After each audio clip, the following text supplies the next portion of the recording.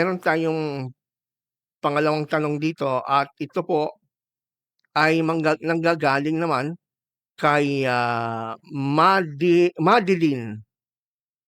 Madeline Tagaraw. Sabi ni Sister Madeline, babae siguro to. Sister Madeline Tagaraw, sabi niya, ang SDA ay follower. Kinikilala naming tagapagligtas si Jesus Christ. At hindi tinuturo ng aming leader dito sa SDA Church na ang religion namin ang mga pagliligtas. Kahit Bible, hindi ka ililigtas. Ang tinuturo sa amin sa SDA Church ay ang Bible ay ang daan sa kaligtasan. At ang religion namin ay nagtuturo patungo sa kaligtasan. Kaya salamat sa iyo sa mga sinabi mo about sa SDA, lalo kong minamahal ang pagiging SDA ko. Dahil ang pananampalataya namin ay totoo, alam ng Panginoon. Iyon, nagpasalamat siya, Brother Toto. At salamat din, Sister. Kasi nagpasalamat siya kasi nga, imbis na lumayo at manghina ang faith niya sa Seventh-day Adventist, lalo pang lumakas. Kasi parang lumalabas, yung mga sinasabi natin dito, mali. Maganda sana kung sinabi niya na lumakas ang kanyang pananampalataya lalo kay Kristo. Sa kanya, Ganun again, sana, no? religion-based na naman yung kanyang confidence. Kasi alam nyo, ang identity kasi ng mga Seventh-day Adventist is in their church, hindi in Christ. Yun nga.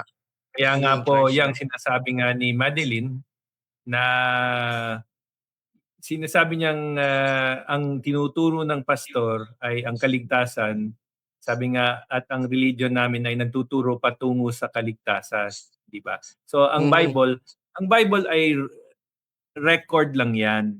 And sabi nga, pag binabasa natin 'yan ay mga descriptions and prescriptions of what we know today as Christianity, coming from the religion of Judaism. Kaso, siguro si Sister Madeline, kailangan niya pang magtanong sa Panginoon sa pamamagitan ng banal na Espiritu na yung mga sinasabi niya dito kung tama ba o mali. Kasi dito, yung lalong minamahal niya ang SDA, sana lalong minamahal niya si Kristo. Ako'y mas matutuwa. Pero no? dahil dito, yung pananampalataya, ang faith niya is on her faith, not on the object that sa is Jesus religion. Christ. So, makikita mo dito sa tema ng kanyang tanong at kanyang comment, asa religion ang faith niya. Tamang religion o maling religion. Ang tinuturo ng bagong tipan at ang ating pagbahagi ng ebanghelyo ay hindi nagtuturo ng religion. Hindi natin itinuturo sa isang church, Jesus Christ. Yun yung pinakamahalaga. Nalulungkot ako pagka ganito ang salita at sagot kasi na-miss pa rin yung point. The point is, kaya nga tayo united in the Spirit of the Lord, that is the Holy Spirit, is because ang salvation natin is assured only because of the cross, the symbol of our salvation, the sacrifice, the divine sacrifice of our Lord and our Savior Jesus Christ, not in any religion or any organization in this world. The body of Christ is not a registered organization, nor is it an organization made by man, but this is an organization established by Jesus Christ. And the only way to membership in this organization is by faith in the finished work of Jesus Christ at Calvary and His resurrection life. That is the only requirement to become part of the body of Christ. Walang sinabing kailangan ganitong church, ganitong form of worship, etc. etc. Lahat yan ay gawa lang ng tao. Itong tinuturo sa atin ay moralidad at masasagot natin yung susunod na tanong. The morality of God is not the way we understand it kasi the morality of God is deeper than the Ten Commandments, is deeper than the law, because the morality of God are values that actually we live day by day. And that value, Oo.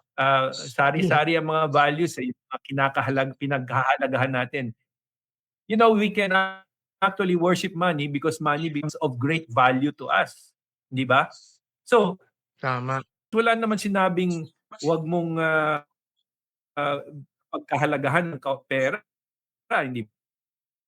Mhm. Yung iba, kaya maraming gusto maging mahirap because they are poor. Kasi Mhm. na-misinterpret yung blessed are the poor or theirs is the kingdom of God.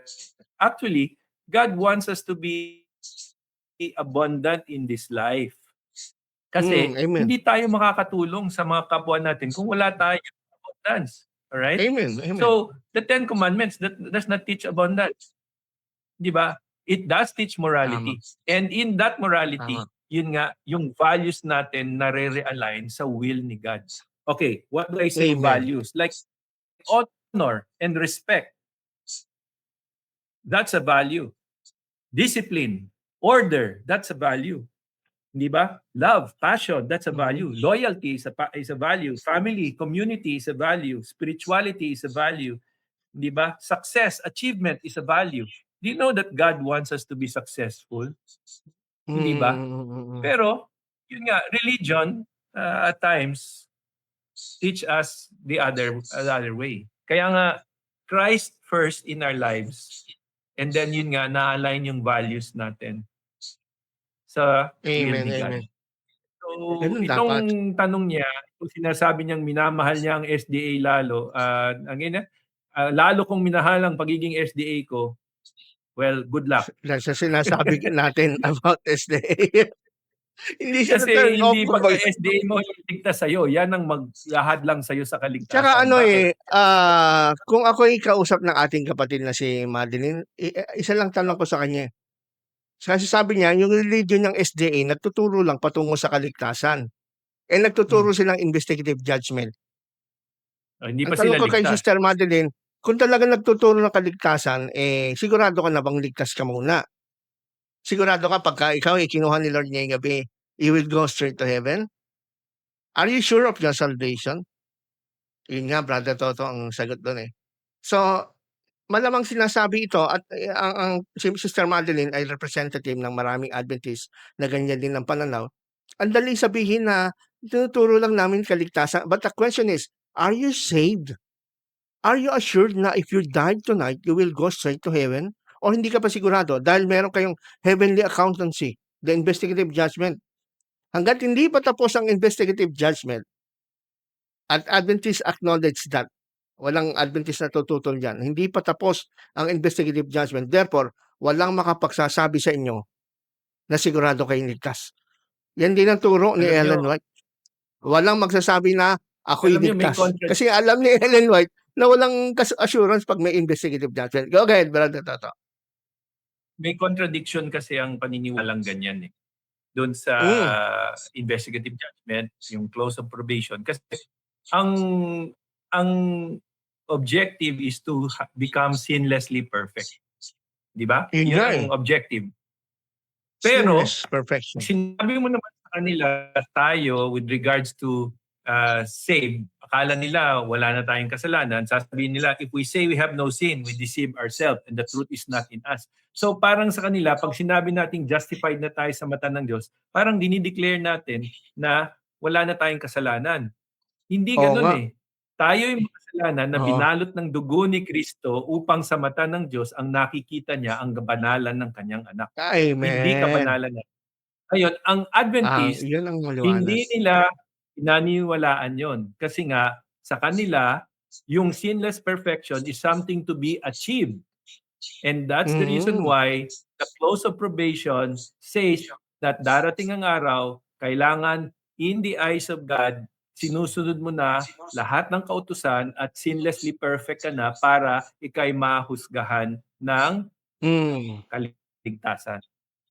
Oo. Naligtas ka Yes. na. So, kita niyo yung contradiction. Ang Adventist, pag sinabing, ngayon, araw na ito, na-achieve ko na yung sinless perfection, kasi yun nga, yun yung kanilang objective. Then, they fall under what John said, if we say we have no sin, we deceive ourselves. So sabi nila, hindi ba Yun. sinless perfection, wala nang kasalanan?